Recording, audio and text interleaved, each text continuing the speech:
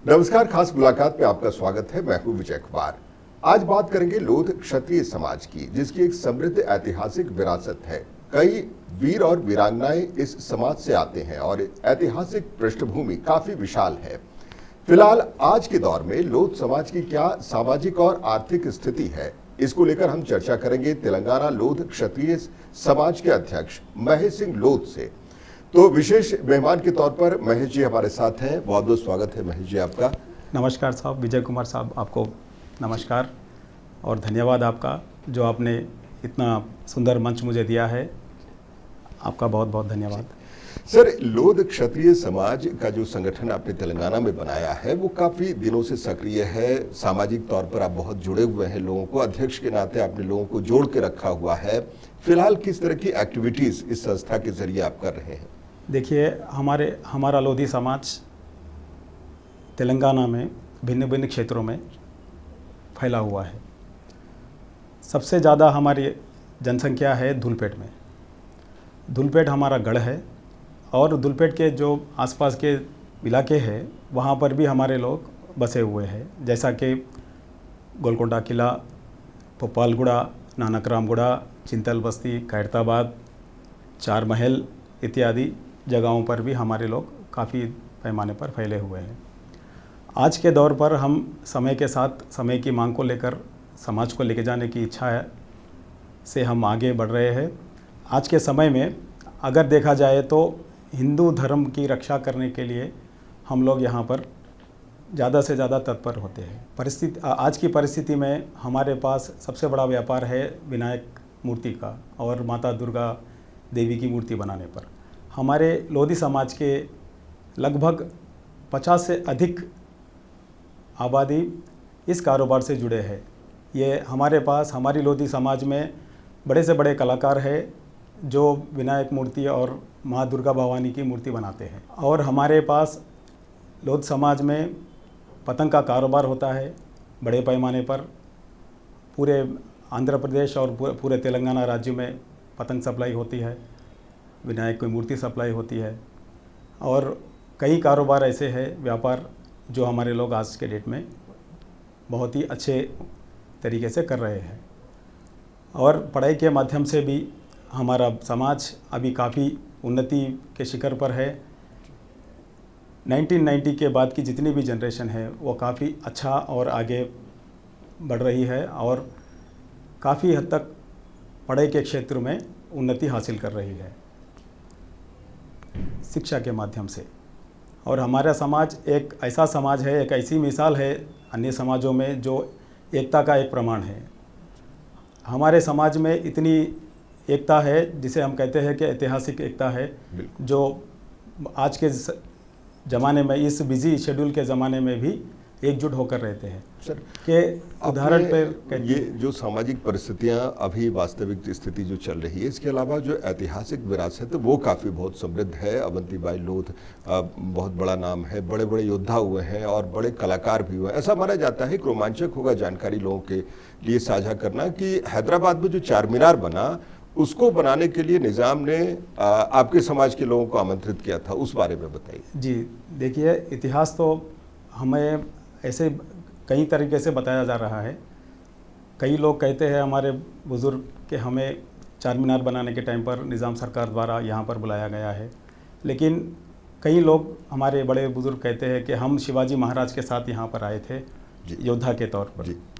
और कई इतिहासकार बताते हैं कि हम औरंगज़ेब के साथ आए थे सेना के साथ।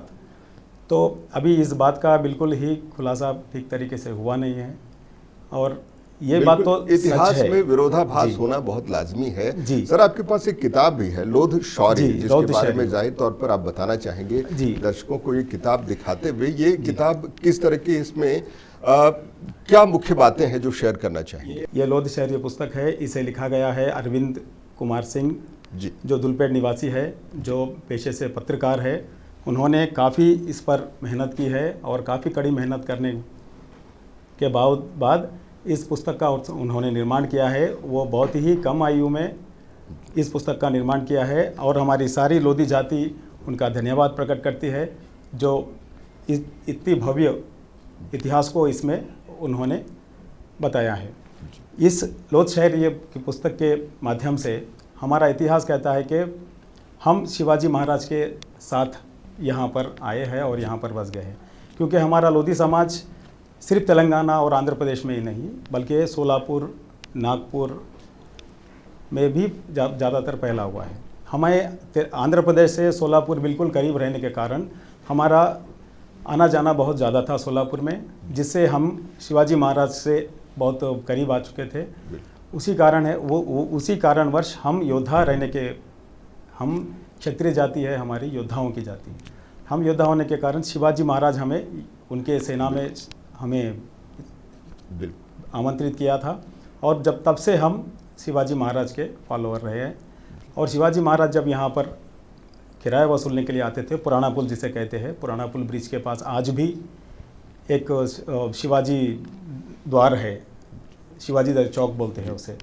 वहाँ पर शिवाजी महाराज का ज़्यादा आना जाना था, उनके साथ हम लोग यहाँ आते थे। उसी कारण से हम लोग यहाँ दुलपेट में जो बगल में है पुराने पुल के, वहाँ पर हम बस चुके हैं। ऐसा भी इतिहास इस पुस्तक से हमें मिलता है।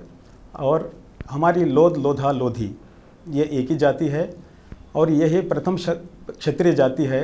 ऐसा हमें गौरव मिला है कि हमारी एक क्षत्रिय जाति में लोधी समाज से ही क्षत्रिय जाति की उत्पत्ति हुई है, जिसका विवरण शास्त्रों में भी दिया गया है। और हमारे कुल देवता है भगवान शंकर, देवों के देव महादेव, जिन्हें हम लोधेश्वर के नाम से जाना जाते हैं। और इतिहास तो ये भी कहता है, जैसा कि आप जानते हैं, परशुराम भगवान जिन्होंने संकल्प लिया था कि वो क्षत्रियों का संहार कर देंगे, तो वो क्षत्रियों का संहार करने लगे थे। तब ये लोधी क्षत्रिय जाति के हमारे जो लोग थे वो शिवजी के मंदिर में शरण लेने के लिए चले गए थे, छुप गए थे। तब शिवजी के शरण में जाने से शिवजी ने हमारी रक्षा करने की ठानी थी, और परशुराम जी जब हमारी हत्या करने के लिए आ रहे थे हमारे पूर्वजों की, तब शिवजी ने कहा था कि ये हम मेरी शरण में आ गए हैं, इनको आप छोड़ देना है। तो महेश सिंह लोध जैसा कि बता रहे थे कि लोध समाज का कितना समृद्ध इतिहास रहा है, और हालांकि हैदराबाद में इस समाज के आने को लेकर कई तरह के विरोधाभास हैं, अलग अलग तरह की जानकारियां हैं जो महेश जी ने साझा की। महेश जी, एक चीज और जानना चाहेंगे कि इस समाज की राजनीतिक स्थिति वास्तव में अभी किस तरह की है तेलंगाना में? तेलंगाना में लोधी समाज की राजनीति बहुत ऐतिहासिक है। पहले हमारे विधायक बने थे स्वर्गीय आदरणीय शिवलाल सिंह जी, दुलपेट निवासी, लोधी जाति के।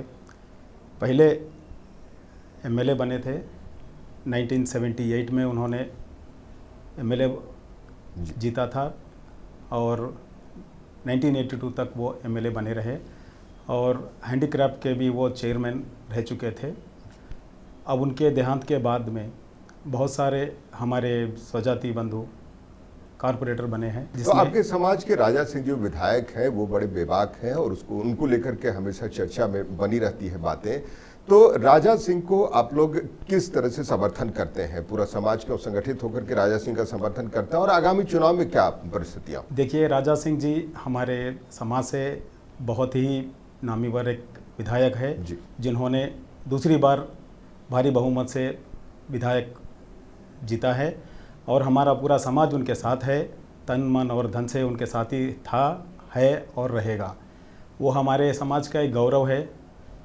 हमारे तेलंगाना से वो एकमात्र एमएलए है जिन्होंने हमारे जाति का गौरव बढ़ाया है।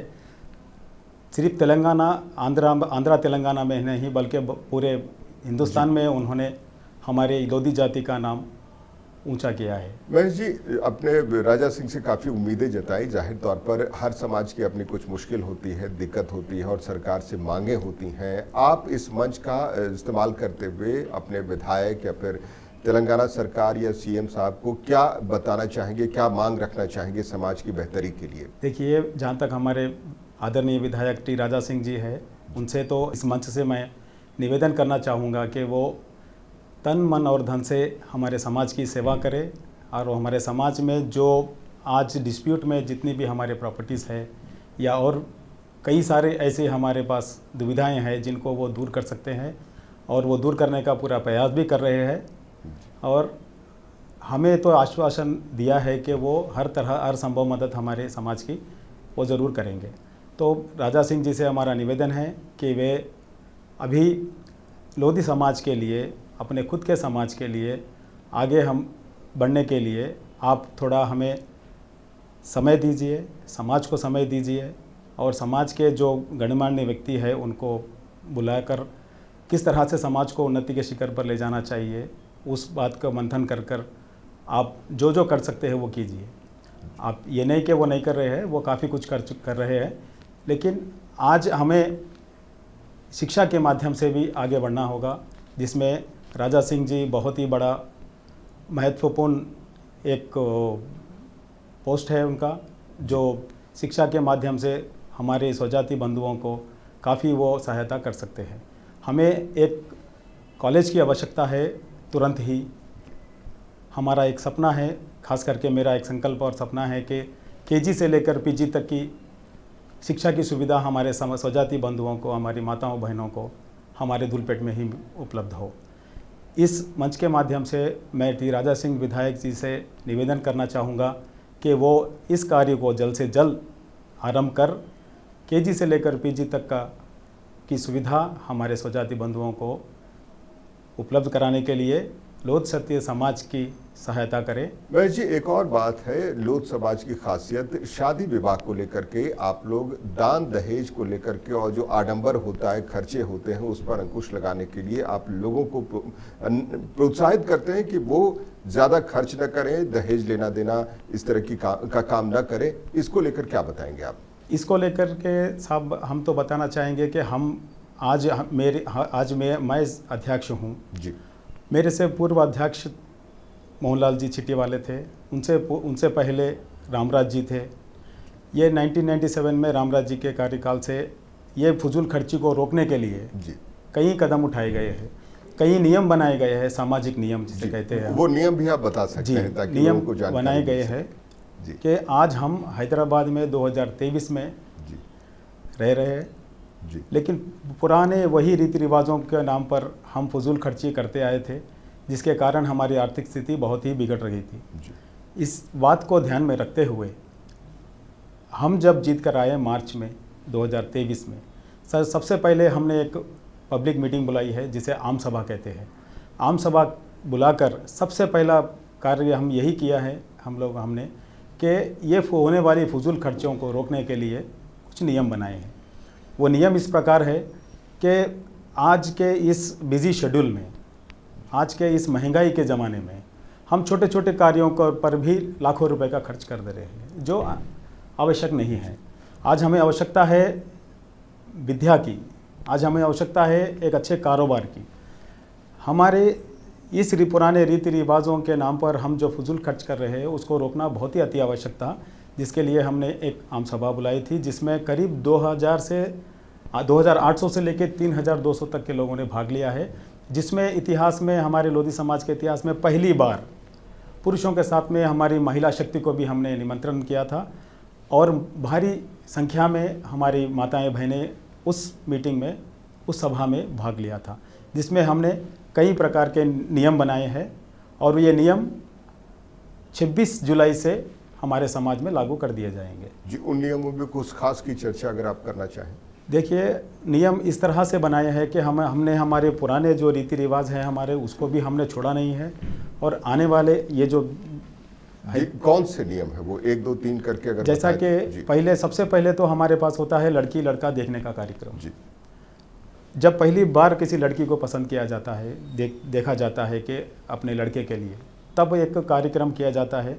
अगर वो लड़की पसंद आती है या लड़की वालों को लड़का पसंद आता है तो उनको हाथ में पैसे रखने की हमारे पास एक प्रथा है। तो ये पैसे रखने की जो प्रथा है, ये एक मामूली सी प्रथा हम यथाशक्ति कर सकते हैं, लेकिन हमारे पास कई वर्षों से ऐसा हो रहा था कि ये लड़का लड़की देखने का जो कार्यक्रम होता है इसको भी बड़े पैमाने पर किया जा रहा था, जबकि ज़रूरी नहीं था, बिल्कुल आवश्यक नहीं था।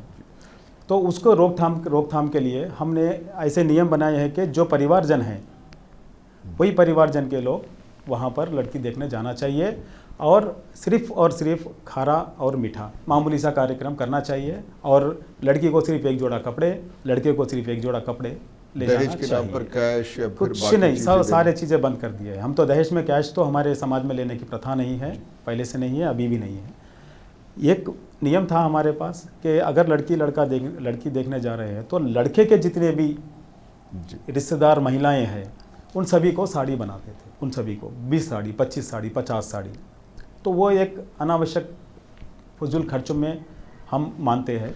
तो बिल्कुल महेश जी बता रहे हैं कि अपने समाज के लोगों को लेकर के सबके साथ मिलजुल करके बातचीत करके नियम बनाया है कि फिजूल खर्ची न करें।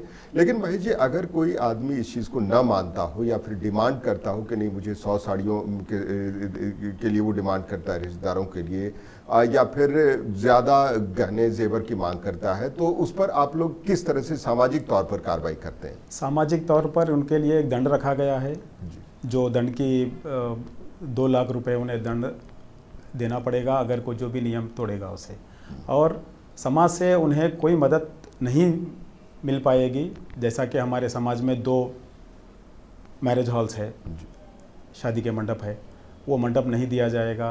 उनके सपोर्ट में कभी समाज आके ठहरेगा नहीं। और सामाजिक तौर पर हम तो सभी को यही बता रहे हैं कि अगर जो भी ये नियमों को तोड़ता है, ये जो सामाजिक नियमों के विरुद्ध जाता है, उस कार्यक्रम को बाइकआउट करें, उस कार्यक्रम का भविष्यकार करें। दंडात्मक जो कार्रवाई की बात कर रहे हैं समाज की तरफ से, एक और बहुत बड़ा मामला है लोध समाज से जुड़ा हुआ बाल विवाह को लेकर के, जिसको लेकर कानून भी काफी सख्त है और संज्ञेय अपराध माना जाता है। इसमें सजा का भी, अदालत के जरिए सजा का भी कड़ा प्रावधान है।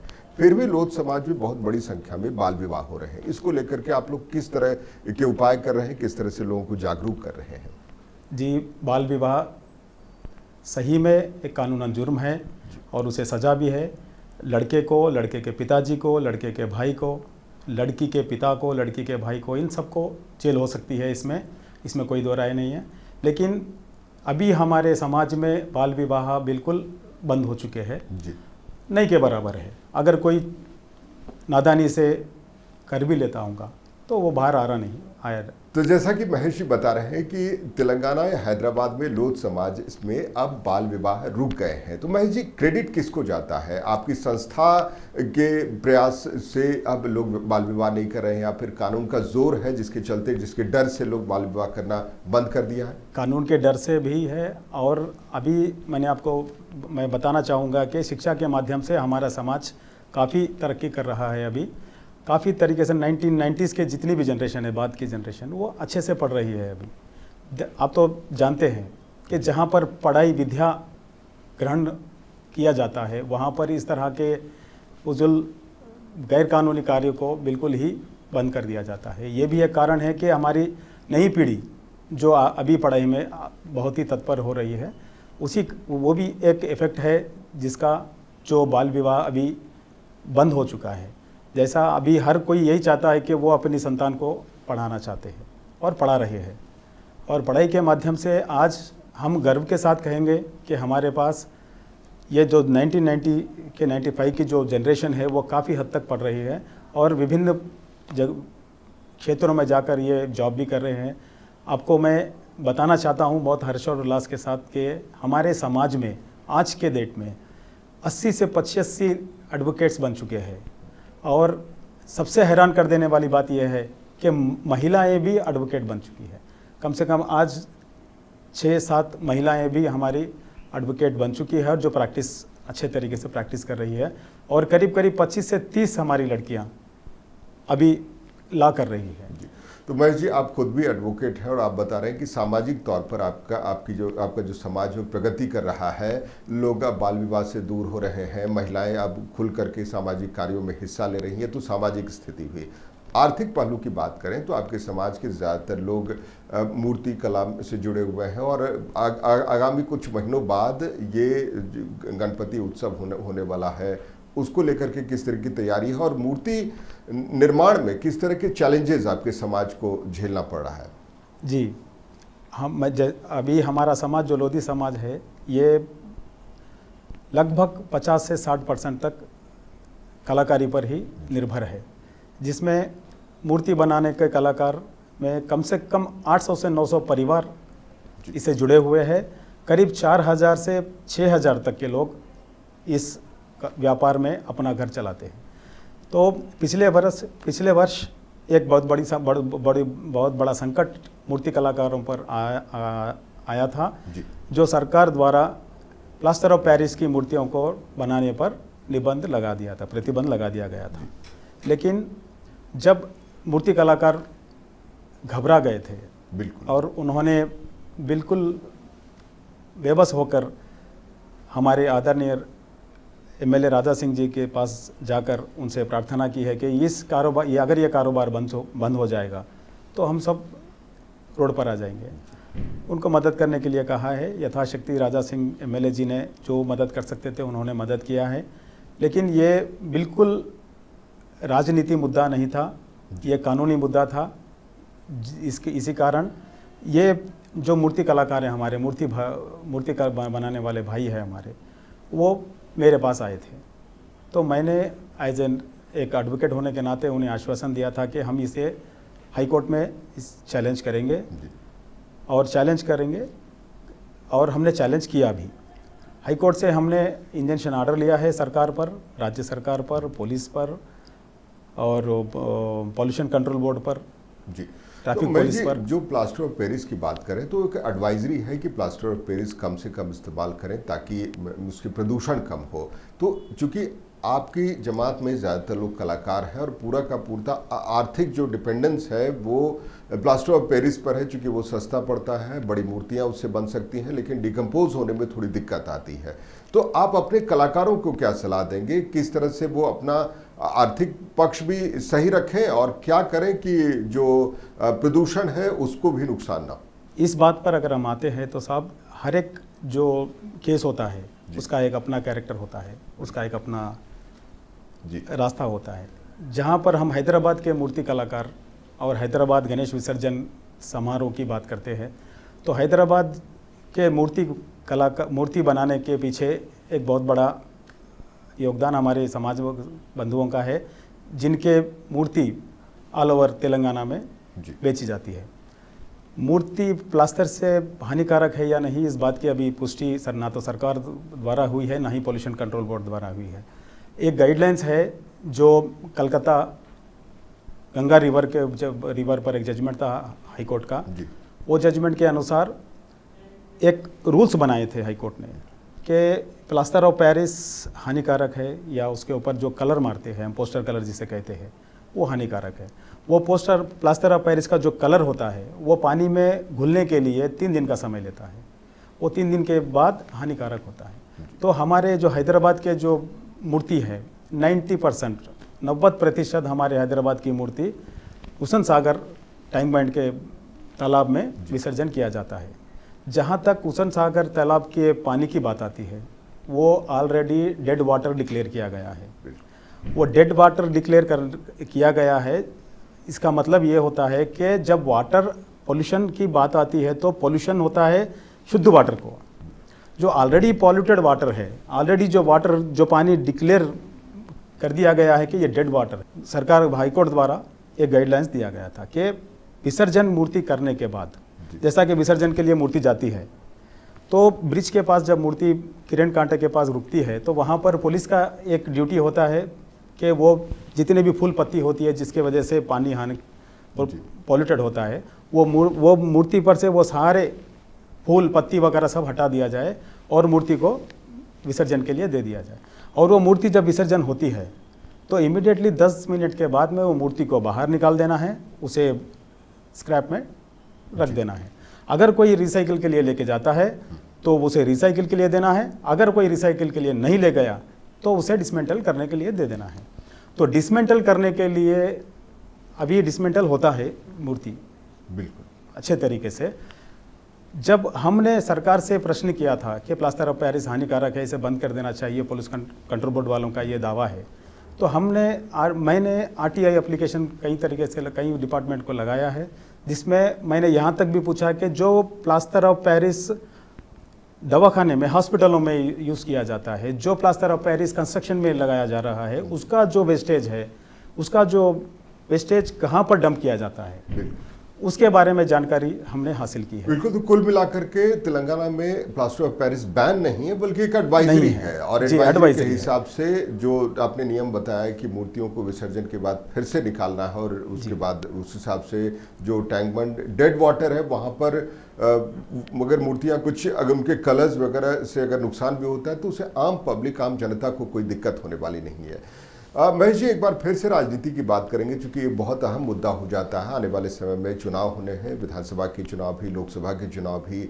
आपको अपने समाज की राजनीतिक शक्ति के बारे में कितना अंदाजा है? आपके समाज से कितने विधायक चुने जा सकते हैं? किन किन एरिया में प्रभाव है? तेलंगाना की आने वाली राजनीतिक परिस्थितियाँ आपको कैसी लगती हैं? देखिए, हमारा समाज, मैंने आपको बताया है कि ज़्यादा से ज़्यादा हमारा समाज की जितनी भी आबादी है वो धुलपेट में, ज़्यादातर धुलपेट में ही है। हम धुलपेट में करीब 62 से 65 हज़ार लोग हैं, हमारे स्वजाति बंधु, जो 60 हज़ार के करीब हमारे वोट है।